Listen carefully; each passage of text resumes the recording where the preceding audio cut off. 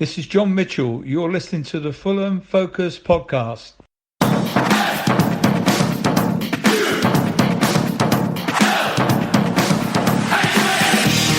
Hello and welcome to the Fulham Focus podcast. I'm Jmac. Well, how about that? The streak is finally over. Our first 0-0 at the Cottage since 2011 against Aston Villa. See you in another 9 years. Perhaps a blessing that no fans ended up to see this one. A mixed bag this game, for although we worked hard and could have made a big jump up the table, a point seems somehow oddly satisfying after a strong 20 minutes in the second half under the cosh from Brighton. Was it a Liverpool hangover? What cutting edge was needed to grab a full 3 points? And is Newcastle our time for our second convincing win of the season? Let's ask some ordinary people. Joining me are Morgan Colton and Matt Dobb. Let's chat. Fulham. Right, guys, nice late recording for us tonight, straight after the game. I'll just go to each of you first with your thoughts on this draw. Morgan, what are your thoughts? Because, I mean, it feels like we wanted this to begin with. I just listened to Joachim Andersen's comments after the match, and, you know, he was very, very good as a captain and said how we wanted to win this game. But looking back at it, I think I would have taken a point on this, right? What about you? No, I think I wanted the win. Obviously, want the win. But I think it was a game, when we look back at the season's results, we need to be beating teams like Brighton if we are to stay up. They are one of those teams in that area. Obviously, a draw against Liverpool, yes, definitely take it. A draw against Brighton, it's slightly less attractive.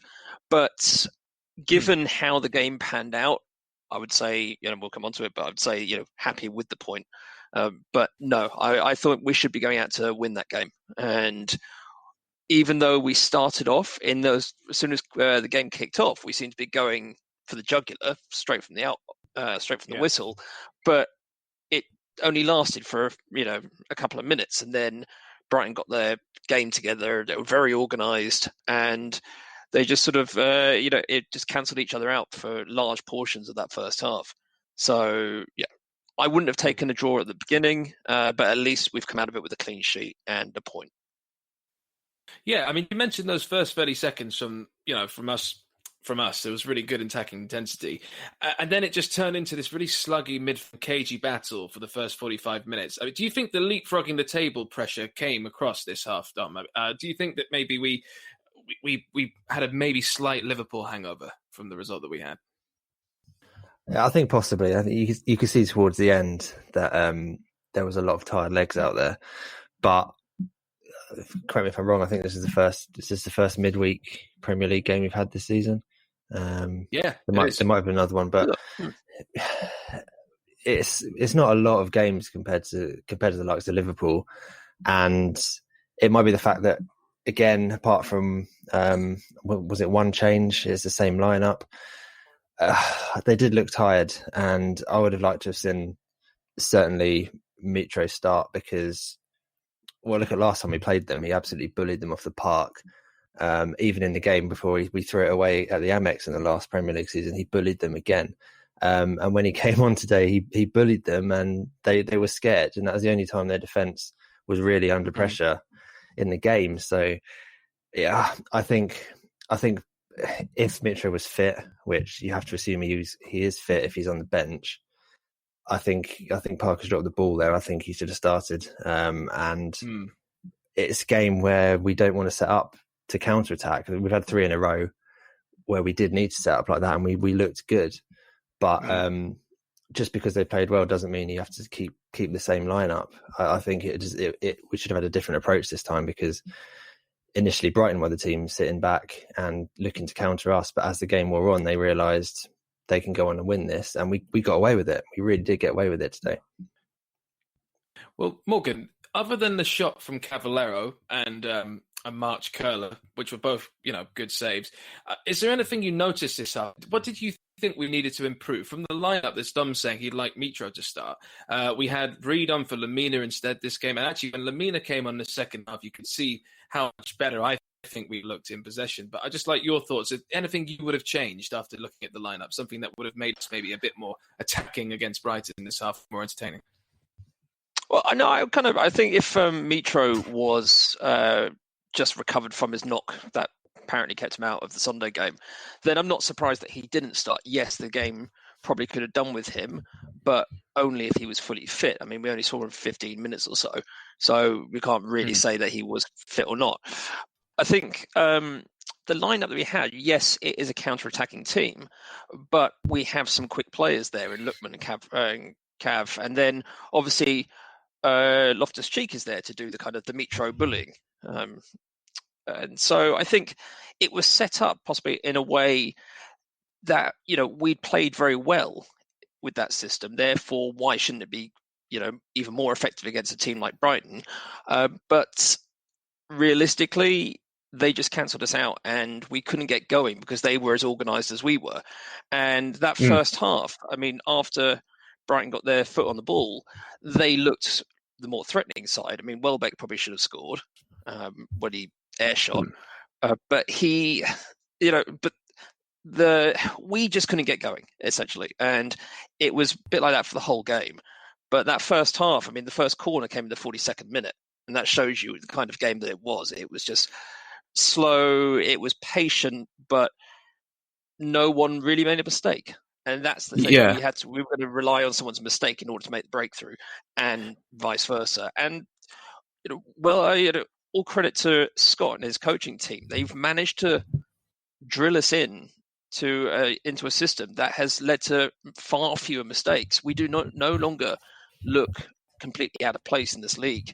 And whether that's the change in personnel or they just finally clicked with the system, I don't know. But you'd have to look at the back three and go, actually, no, that is a change in personnel, and they clearly know what they're doing now.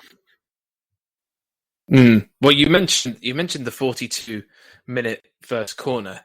I mean, in the second half, it was a flipping corner orgy. I mean, from the 47-minute on, I mean, the second half was completely different. I mean, we saw Brighton's quality hugely this game, and our hangover kicking in. What do you think, Dom, was the cause of this? I mean, they were just all over us like white on rice, weren't they? Yeah, I mean, I don't know. I guess you have to assume that Potter went in at half time and said they've set up to not lose this game. Let's take it to them. It kind of felt like that because they came out pressing much higher up the pitch and a lot more chances and winning a lot of corners, and that's where they're a real threat because they won a hell of a lot of headers in the box. And on another day, we could have been 3-0 down in that second half after that. But you were getting very frustrated with Anderson not being marked. I remember you saying. Not Anderson, beg your pardon. Lewis Dunk. You were getting infuriated by him not being marked enough. I mean, I get he's a giant, but we've got a couple of giants. I mean, Adrabai is probably the same height as him, so I don't know. They won too many headers in our box for my liking, and as I said, I think they hit the underside of the bar. That Dunk had a chance that was well saved. We could be talking about a very different result. So we got lucky really, and I'd home against Brighton isn't the sort of game we should be thinking we got away with it, because as you said earlier, that's our bread and butter results. A win against Leicester is a bonus, a draw against Liverpool is a bonus. We need to be beating 5 or 6 teams at the bottom, and Brighton are one of them at the moment. And I just don't think we set up to do that, and that's really frustrating. Yeah, obviously there was the disallowed goal as well. I mean, that came off the back of pretty poor defending. There wasn't, we were lucky that Lallana was offside or it was a handball or both. But we just came out in that second half, and it sort of had a fairly similar resemblance to last time we played them at the Cottage in the league, when they were 2-0 up at half time, and then they crumbled in the second half. That's right. I think it was about the same time of the year as well, because I remember it was snowing. I know it was in January, wasn't it? It was in February. But the way that we didn't seem to have started in the second half was quite concerning. It sort of harked back to a few weeks ago when we started off matches in that way. But we rode it out. And yes, those 20 minutes, 25 minutes before the subs are made, in which the subs seemed to calm things down a bit, broke the play up. But we were lucky not to concede. I think if we conceded 1, given the way we were playing, we probably would have conceded 2. But we need to make sure that those mistakes don't happen, or that halftime team talk, whatever he's saying to him, they come out again, all guns blazing, or at least make sure that they're switched on, because we cannot do that against better teams because we will get punished. I mean, you mentioned the double substitution. I mean, when it's a double sub, you know that obviously Parker's thinking we're in a bit of trouble here. He brings on Lamina for Harrison Reed, and I thought actually that helped us a lot. I thought Lamina controlled the game a lot more, and we actually felt ourselves back in possession a lot more. And I don't think that was a coincidence with Lamina being on the pitch.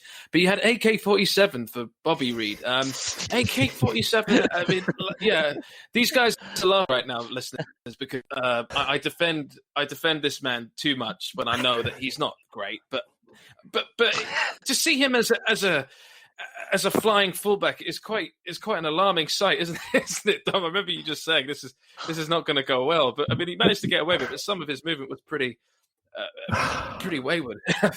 Like if he has to play, and I get that he doesn't have to play. Why is he on the pitch?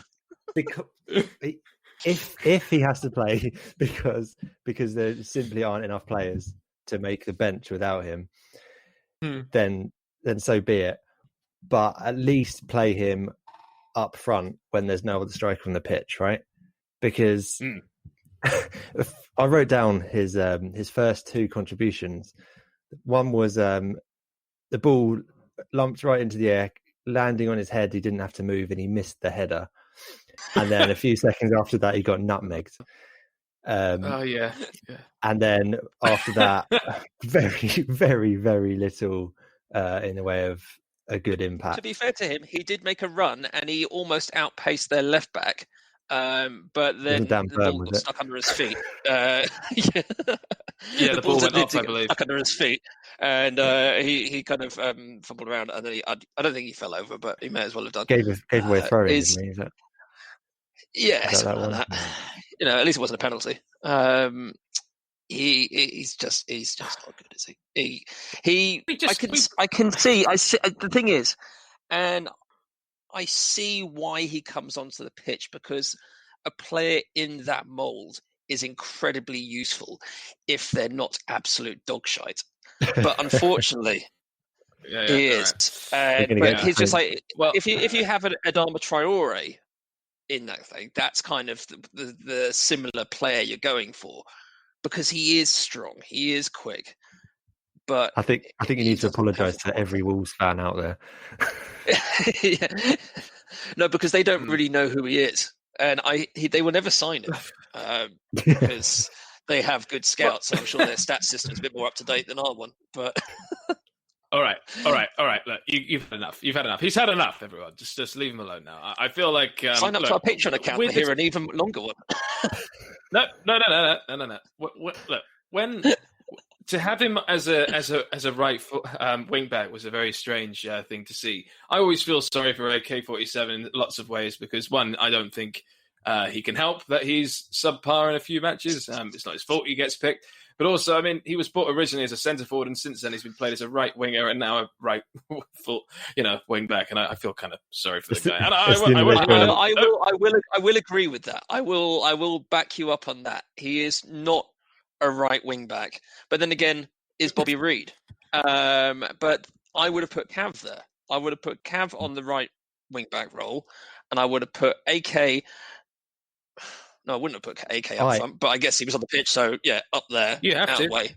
I would have put Aina at right back and not played with the wing back, because you bring Kamara on, and then you've got technically we had the players to play 4-4-2 if we were going for the win there. AK up front, but AK up front, put Cavallero on the right, who got Bobby Reed.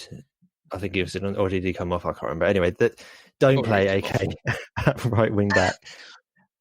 I think the worrying thing about the Bobby Reed substitution, aside from who he came off for, was the fact that he was limping quite badly at the end of the game, and so he's done incredibly well since he's been moved to that position, and he's not proved a lot of doubters wrong, but he certainly made us realise that he is a decent player, and he does have the work rate for that particular role. And him and Robinson both have it, which is great. And we need him there. But hopefully, if Tete's back, that means that either Tete or Aina can play there, and hopefully, that won't cause too much of an issue. Seeing Bobby a bit further up the pitch, I get you. I thought Robinson looked very leggy towards the end of the game. He looked absolutely knackered, didn't he? He had a little scuffle with Ben White at one point. It looked like sort of like a friendly sort of interaction, and then Ben White sort of gave him a bit of cynicism at the end. I thought Robinson looked really tired towards the end. Hopefully, nothing too permanent. What were your thoughts on Robinson in this game? I remember someone in our group saying that they feel like Robinson's end product further up the pitch isn't good enough. I don't know if I fully agree with that. What are your thoughts, Dom? I see you nodding away there. Yeah, I do agree his end product isn't good enough. He very rarely connects well with the cross. It goes, he puts it out for a goal kick a lot. But when I compare him to Joe Bryan, I think he's better in every other way. He's faster, he's stronger, he's better positionally, he's better defensively. So apart from his end products at the other end of the pitch, it's Robinson, so he has to play for me. I think he's a big part of why we've looked so much better defensively, because he can bomb up and down that line, and he really helps out in defence. But having said that, we need one of the wing backs to be more attacking, and if we're playing that way, and I don't know, I think it's hard. He did look leggy, but I think he looked more tired than anything. He's played a lot of football recently. I think one of the things you've got to remember about that role is that it's a lot more intense than being just an outright winger. So whilst, yes, they are professional footballers and their job is to keep fit, through 2 games in the space of 3 days, 4 days, that's 180 minutes of basically being at 100% for those, for the whole of those games. And the conditions looked a bit heavy. I mean, the pitch was looking at not quite as sleek as it has done in recent times. And you just wonder if it was, maybe the grass was a little bit longer today or something like that. Maybe it was just finding they're going a little bit tougher than usual. But he has been very good. And I think he's adapted incredibly well to the Premier League, having played for, well, I guess, Wigan were a mid-table championship team before the points deduction.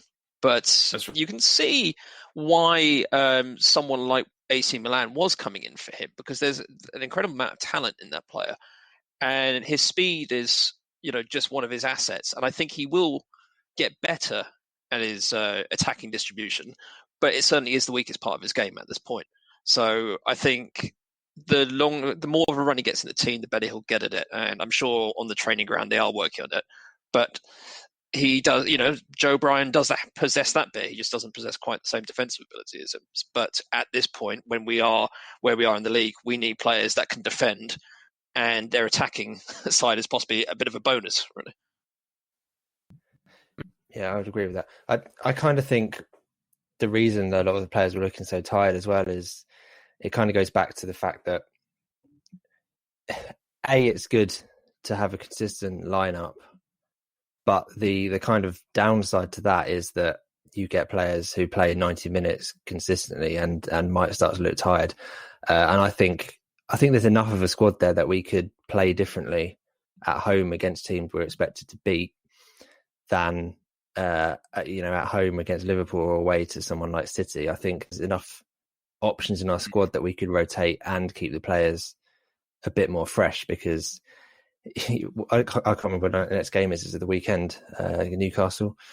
It is, yeah. Newcastle on Sunday. If that same lineup plays again, some of them are going to start looking really, really tired, I think. I think that's probably why Lamina didn't start and Reed did, because their particular role being that, that ball-winning defensive midfielder, I think that's the role they need to kind of keep fresh for as much as anything, because they have to be, fully concentrated the whole time, reading the game completely and getting in there for sort of all the 50-50 balls, all the tackles, whatever. And I think Lamina came off against Liverpool around the same time that Reed came off today. So I think maybe he's just trying to keep that particular role fresh, which is why we did see the change. Because Lamina was great against Liverpool. There was no reason to suggest that he should have been replaced. But I can see, because they're two very similar players who both have incredible work rates, I think that might be just a rotation that we see fairly regularly in order to make sure that we don't have a tiring player covering the centre backs. Right. I've got to say, I found watching this game, I was more relieved at the draw than I was at Liverpool, in the way that I found this was a tougher shift than Liverpool, but I think that's purely because our attackers weren't as vigorous as they were against Liverpool, so there wasn't as much to do for our defence potentially that game. I've got to mention, going back to Robinson, he made probably the best chance of the game in the 83rd minute. Oh, no, excuse me. He made a chance in the 67th minute. He made a throw to Loftus-Cheek, who Webster slips up to, and Cheek is on goal. And he unfortunately hits the goalkeeper's legs. And I feel like this is the type of mistake that a proper experienced Prem team would punish immediately. And I just want to know your brief thoughts on how you think Loftus-Cheek was this game and the last game. Because for me, I'm starting to think he's a little bit passenger. I know the pundits on Amazon were thinking he had a very good game and is coming in his own, but I think that's Chelsea top 6 bias there. And for the Euros, England international. But I just want to know what your thoughts on Loftus-Cheek are, because I'm not too sure about his role still at the moment. I wasn't really, just so disappointing he missed that chance. I think he looks a long way off that England squad, doesn't he? It's tricky because we know how good a player he is, and I've got a good friend who's a Palace fan and absolutely loves him for the how good he was there before his injury. But that chance, like, how quickly did was it White, one of the defenders anyway, who caught him up so quickly that he's taken another couple of touches and slotted it past the keeper, but he had to shoot from basically the edge of the box, because if he'd taken one more touch, then the defender would have got there. Fair enough, he may not be fully match fit, but he just looks a bit languid to me. I don't know. What I expect him to be good at is similar to the Mitra role, where he can bring it down, control it tightly, and play off to another player, and that kind of magnet, in the number 10 role, and we can play around him. But he doesn't seem to do that very well. He's not particularly fast. He doesn't seem to win enough headers, and he doesn't seem strong enough for his size. I don't know. I disagree. I think he's definitely strong. I don't think strength is his issue. I think pace definitely, because he was clean through then. If Cavallero or Lookman are in that position, they score. Cavallero? Yeah, he's quickish. Finishing though. He's certainly quicker. He would have been quick enough to get away from that centre back. I think he'd have missed it from closer to goal. He may have missed it, but ignoring his deficiencies as a finisher. No, I think he would have scored that. I think Lookman definitely would have scored it. I think Kamara. No, I think he just did not. He did not. Damn it! I don't know if it was a lack of confidence in front of goal. The thing is, Brighton were playing their second choice keeper today, that young guy Sanchez, who came in for Matt Ryan, who's a great keeper himself, but you've got to be testing that keeper more. That's a young keeper who hasn't had many Premier League appearances. I think he's only had one this season against Spurs. And we just didn't test him enough. We had that chance, the Cavallero one in the first half, which made a good save, and the Lookman one, which again was a decent save, and very brave on the follow-up. But if you peppered in more shots in that game, it would have, eventually one would have gone in, but we just did not do enough of that. And it seemed very similar back into the days of last season when we had all that possession and just weren't shooting enough. In this case, we didn't obviously have the ball quite as much, but I think Loftus-Cheek should have been scoring that. He knows he should have been scoring that, and whether it's a lack of match sharpness, although he's played a few games now, I don't think he's really got that excuse, and that should be bread and butter for any Premier League player, especially when you're on 120k a week. That is a chance you should be scoring. For sure. I mean, also, I mean, it hit Sanchez's legs as well. I mean, it was arguably a very lucky save as well. You But you've got a mentioned whole that goal chance to that aim at. that's Yeah, true. That's when it's true. played As down the well. middle. Yeah. Look, you mentioned that Lookman chance where, had a chance, hits the key and he tries it again. It was with a bit of Mitro link-up play there. Mitro headed it to him, I believe. What did you think of Mitro's appearance this game? I mean, we talked about his lack of fitness and, he was on the sidelines with a sort of elastic band around his legs, taking the slowest sort of steps forward and steps backwards I've ever seen. Almost looked quite comical to me. But, Mitrovic this game, do you think I don't think he showed why he's worth a start, really. Did he, Dom? I mean, I know it's limited, but he just still looked kind of starved up there. I don't know. I think he did. I thought he played well. I think when he came on, all of a sudden their centre backs had something to think about in the first half, and all the time before Mitro came on. Really, they could just sort of cover the space behind them, and they didn't. If they didn't let Cavallero in behind, if they didn't let Lookman in behind, then there was no danger. But all of a sudden, we've got a striker who can win a header, who can push them around a bit, and there was some scrappy clearances. There was some. He pushed them around. He won a header and then got back into the box and put his header wide. I think it was deflected after that. That was a decent chance for him, and he set up Lookman with another header. I think get Mitro in the box, get the ball in and around the box, and chances happen. That Lookman chance would have been a fantastic finish if he'd got it in. It was a difficult angle to score from, but we don't create that chance if Mitro is not on the pitch. Simple as that. And he would have finished that chance that went to Loftus-Cheek as well. I have absolutely no doubt about that. I think if he's fit to play, then you have to start with him at home against a team that you really need to beat, because he's the best weapon we've got in the box. I think if it was just a minor knock and he was just being careful with him today, I think we see him replace Loftus-Cheek on Sunday or Saturday, Sunday, whenever we're playing Newcastle. Yeah, I'd like that. Because Loftus-Cheek, it kind of looks like he's trying to do something similar to Mitro, but yeah, I could see that. It hasn't really worked so far. And I think if we put, we have Cav or whoever is going to play in that position and Lookman, then I think we can still play our game with Mitro, but we do need to have that finishing ability because we just don't have it at the moment. And I think in the January transfer window, if a striker isn't kind of on the top of the list or, quality right winger, then I'll be very surprised.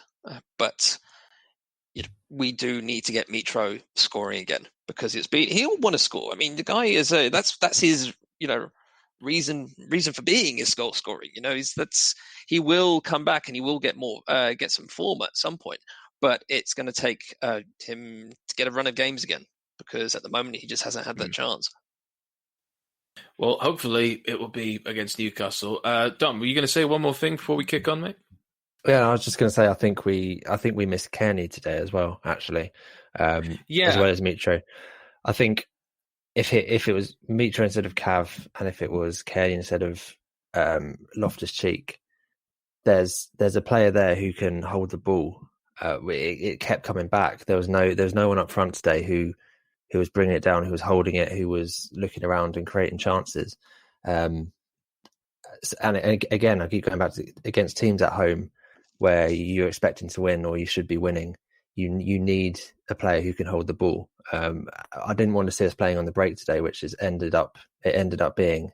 I wanted to see us take the game to them, and we just didn't. 4-2-3-1 instead of the sort of counter-attacking 5-3-2. Exactly that. Yeah. Yeah. What are you going to say there, Morgs? I think we go back to we shouldn't have played a counter-attacking game, but I think that is the kind of game that we're seeing Parker implement full time now. Maybe not against someone like Sheffield United at home, but that is the style that we're playing with, just as a security thing as much as anything, I think. Especially as we're getting into the busy Christmas season. Yeah, I mean, would you say that arguably Parker got this actually right in a way to play with the 5-3-2 purely because you saw what Brighton were like. I mean, Brighton, although they're in a similar sort of position at the table as us, all the punditry, all the podcasts, all the sort of match of the days are saying how well Brighton are and how their position in the league is somewhat of a lie. They play really good attacking football. That in a way, actually, Parker actually did this. It was the right call to play this defensively. It was really, I agree with what you're saying, that actually maybe this was the right way forward. And it was very nice also to hear all these pundits saying how well drilled we are and how much better we look compared to that fucking Aston Villa game. But do you think actually we got this wrong in thinking that we should treat it like they're one of the teams scrapping with us? No, because I think that style of play has resulted in goals and has seen our, the amount conceded drop. So I think, yes, ideally we would go for it and try and win 2-3-0.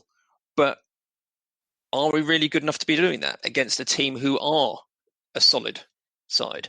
So rather than sort of get cocky and think, oh, we can smash them because we're at home, we just had to be careful. And we were very careful. I mean, obviously not for that first 15, 20 minutes of the second half, but we rode our luck, but we got away with it.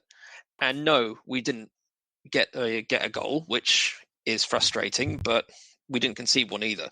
And so whilst we should have won the game in terms of how our season's panning out, I don't think we are in a position to be saying we can play more attacking because this is a lesser team, because they're above us in the league. Therefore, technically, they're better than us. And therefore, we have to respect them in that way. I think maybe, having Kearney back in there might have been, a positive move.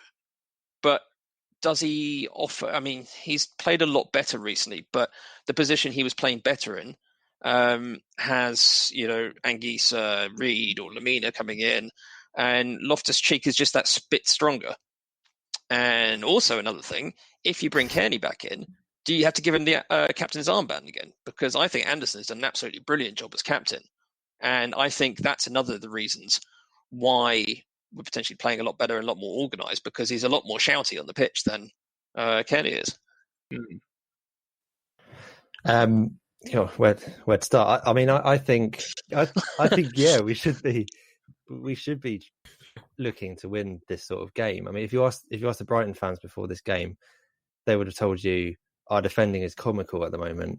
We can't score any goals because we haven't got a proper striker. They got smashed 3-0 by Leicester and we went up there and won 2-1. Yeah, they're in bad form. They're the team that everyone's looking at that are dropping down the league and in a real relegation fight. If not them to line up and try to beat, then who? That's my question. It's like, it's fair enough being solid and defensive. I get that, but at some point we need to win games, because points do us no good at this moment in time. A draw at home gets us to 9 points, but we need a few wins fairly quickly if we're going to get out of trouble. I think we need to be looking to win these games. But I think we are set. The system is set up to win games. It's just to win them in a slightly more counter-attacky style than perhaps our old system was, which was set up to win games, but we didn't because we were shipping so many goals. So I think we are set up to win, but just in a very sort of more conservative fashion. Fair enough, I get that, but the way Brighton set up was similar. 3 centre backs. They were cagey to start with. They were expecting. I think they were expecting more from us, and it was them in the end who took the game to us and should have won it. Mm-hmm. And I think it should be the other way around. It's interesting, because I mean, we are actually from that result. I didn't actually realise this. We're outside the relegation zone again, which is good. We're 17th. Yeah, but I mean, we only have 2 games. Game in hand. So. I mean, I have faith. Just as I had faith that Man City would see them off. I have. Oh no, not Man City. That was last night of West Brom. God, they're all creeping up now. Who was it that Burnley had a result? It was bloody Arsenal. Oh, Arsenal. Oh yeah. Yeah, but everyone beats Arsenal now, except us. Well, except us. Except us. It's a shame. Well, I mean, look, with everything in mind, lad, you've just said, your Parker rating thing really quickly before we turn to Newcastle briefly. I'll go to you first, Dom. Difficult one. I think I'm going to have to give a 4. That is surprisingly low, mate. For me, we weren't set up to win the game. It was very similar to the game against West Brom last year, where we really needed to win if we were going to get into the top 2, and we just never looked like trying to win. And I would have started Mitro. Fair enough, if he's injured, that's one thing. But AK, bringing AK on as a right wing back, that knocks 3 points off his score, surely, at least. And even his subs, really, Mitro came on too late to really have much impact. And the fact of the matter is, we should have lost that in that second half. And I think a lot of that is down to Parker for the players he picked and the style he wanted us to play today, counter-attacking against a team who were looking to do that themselves to us. I don't know. I want us to go and win. And yeah, it feels harsh because it's a draw, but it's a draw that I think really does us no good. I think after the first half, I would have agreed with everything you're saying, but I think that frazzling 20 minutes of corner after corner and the disallowed handball goal and offside goal, I think after looking at all the chances and created, I'm actually very happy with the point, looking at the table, as we said. But I know what you mean, and I feel like we could have definitely given it a stronger go for sure. But I think I'm going to give Parker a 5 for this, just to keep it a little balanced. What about you, Morgs? What would you give Parker? I was going to give him a 6, and that's even with the AK deduction.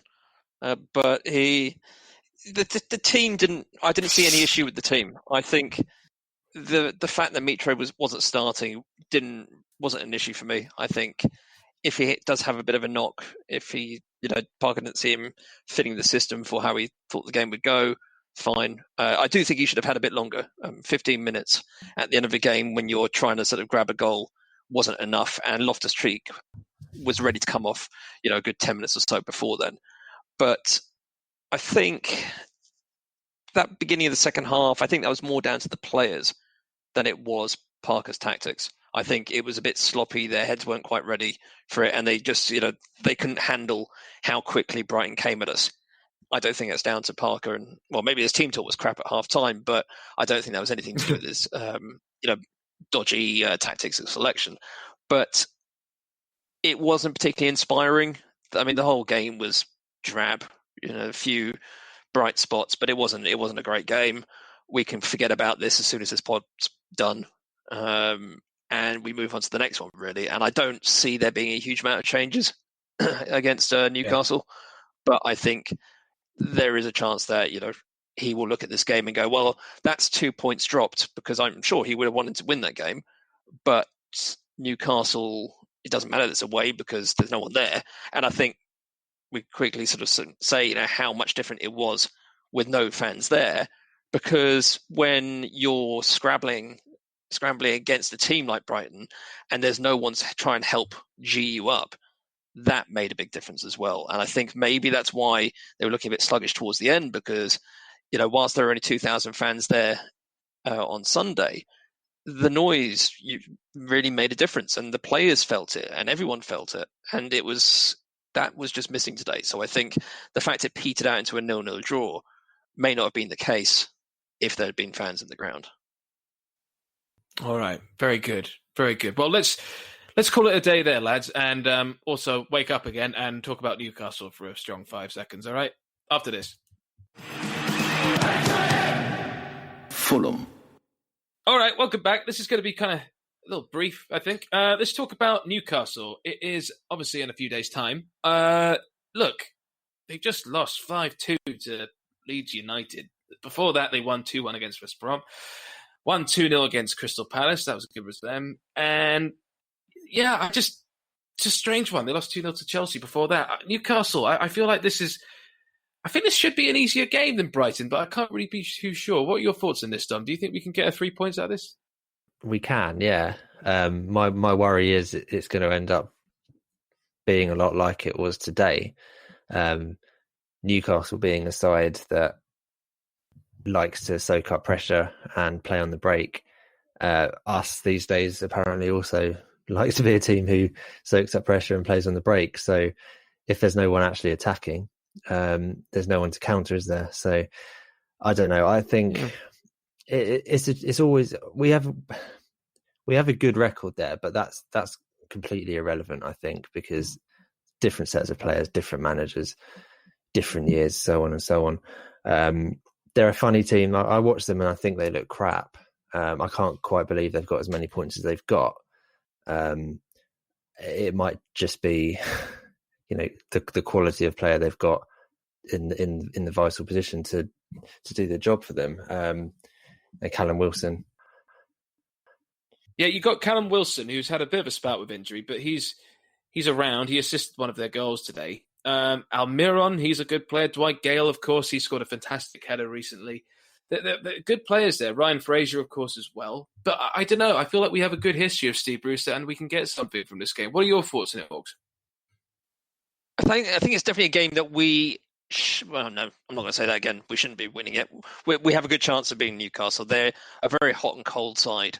We've won a few games up there. I think looking at our record over time, we've only won once in the last few years, but we do have the ability to go up there and get a result because you look at the Newcastle team. There's some decent names on paper there, but they don't seem to sort of click every game. And losing 5-2 is going to be a bit of a demoralising one. I think they had a bit of a COVID scare as well recently. I don't know if they lost a few players because of that. The Almiron, said he's a decent player. I'm not sure if he played. So I think him as a sub. But they've got Joe Linton, who's got like 3 goals in 50 games or something playing up front at the moment. And Callum Wilson, he's a decent player. We have to be very careful of him. But we should be at least scoring in this. And given how well organised, for the most part, our defence is at the moment, if we came out with a 1-0 win, I'd be absolutely delighted with that. And even if it's smash and grab raid. But you look at Newcastle and go, they're underachieving again. And obviously, they don't have the best manager. I mean, Steve Bruce, I think, was unanimously booed, when he was announced as manager. And I don't know if they actually sort of like him anymore these days. But no, they hate him. I think without the crowd at St James's Park, that takes away a massive element of their ability, essentially. Because obviously the crowd is massive there. I'm glad you confirmed that, actually, because I wasn't sure whether fans were being allowed at that side of the UK, and that's good news because that would really royally scare our players. Yeah, now you say that, I'm not 100%, but even still, they again would only be 2,000 people. Whilst and 2,000 people in our stadium seems like a lot more than 2,000 people in St James's Park because it's currently 2.5 times the size that of Craven Cottage holds. So it will make a massive difference, and I think we've got a few days to recover now. We're recovering after a 0-0 draw. They're recovering after a 5-2 loss. So I think going into it, we're in a stronger position mentally. I just hope that we haven't come out with sort of too many injuries. I hope that Mitro is feeling fit and ready to go because I think against his old team, that he may not be completely fitting our style and formation at the moment, but playing against your old team does count for a lot, as players who play against us, who used to play for us, generally find out because they always score. But I think we should be going into this game going, we can definitely get a result. A loss would be disappointing, but a draw or a win is definitely within our grasp. So I think it is a very important game because Newcastle are getting dragged into it the same way Brighton are. So now I think it's time to go and make sure that we're in touch come Christmas. What are your thoughts, Dom? You would have Mitrovic in that Loftus-Cheek role with Lookman up top in a sort of 5-3-2 again, or would you bring Kearney on to a 4-2-3-1 sort of vibe? Yeah, it's tricky. I think I want Mitro to play, as Morgan said, his old club. He looked good today. I think bring him on for Loftus-Cheek, and put Cav on the right, I suppose. It's a tricky one. It's a tricky one knowing who to play, but I think Mitro's got to have a go because we're really lacking in goal threat. We really lacked in goal threat today.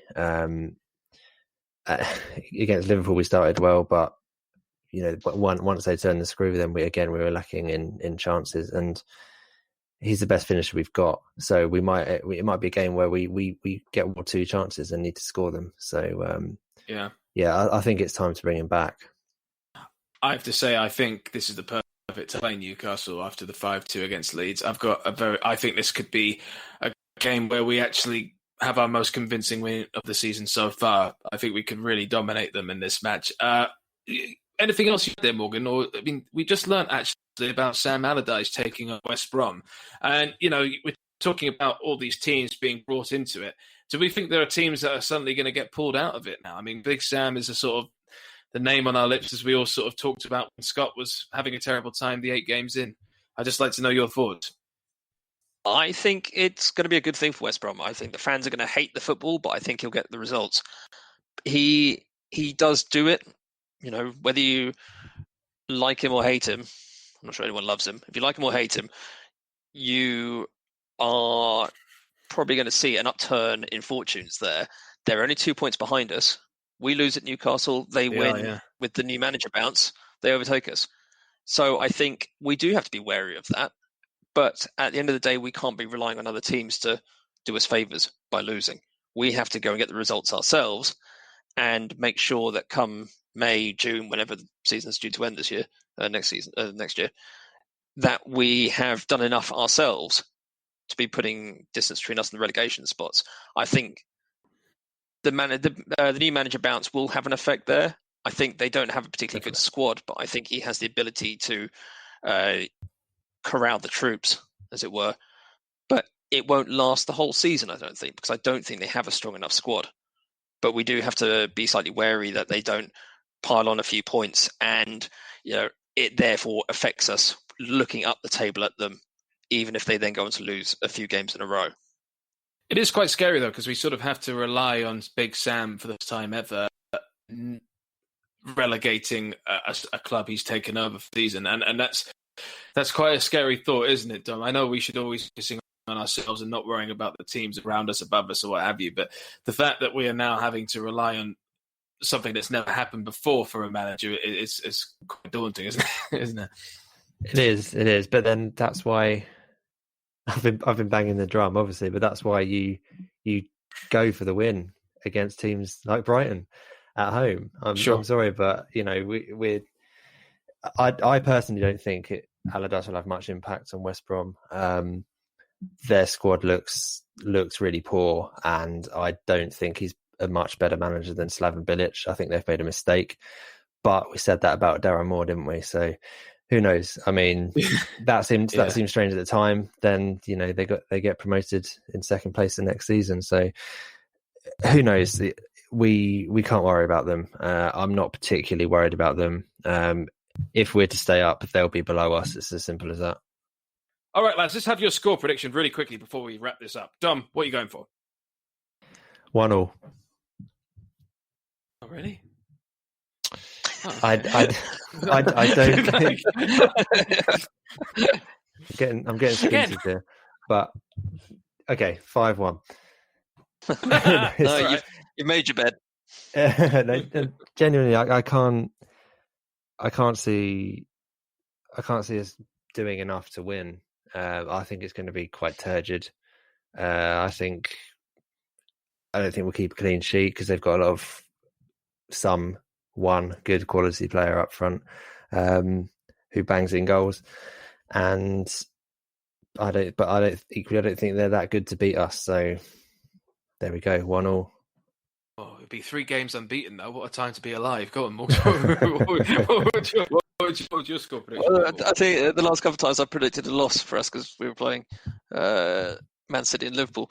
But I'm actually going to go positive with this. I'm going to say 2-1 Fulham. I think we'll go 2-0 up, and then Newcastle will get one back with a few minutes left, and it'll be hanging on by the seat of our pants for the last few minutes, and we'll come out smiling at the end of it. Fantastic. All right, I'm gonna say 2-0. I think it'll be a Tom Kearney brace. That's what I think. I don't know. You might like. What's the point of even asking questions? It's almost as insane as predicting a Kamara goal. Yeah. Oh. Look. This is an optimistic podcast because it's a Fulham podcast, but I'm not stupid. Tom Kenny's probably not even going to play. That was shit. Hold on, let me just say that again. And he'll still have more chance than AK. Yeah, okay. I think it'll be 2-0. I think Mitra will score, and I think Lookman will score. There you go. 2-0. 2-0 to the Shagging Cottages. Let's go. Well, look, it's been a great pod. It's been lovely to see your faces and talk to you. I feel like, look, if they seldom do us many favours, Aston Villa, but if they can beat Burnley for us, then we are in a good position, at least psychologically, to know that we're out of the relegation zone and can maybe go up and give Newcastle another pumping as Leeds have done. So that's all very good. Let's call it a day there. All right. Thank you very much to my lovely co-host. Thank you for listening. If you like what you hear, please support us. We're on all social media outlets, and we're on iTunes, we're on Spotify. We will be back on Sunday.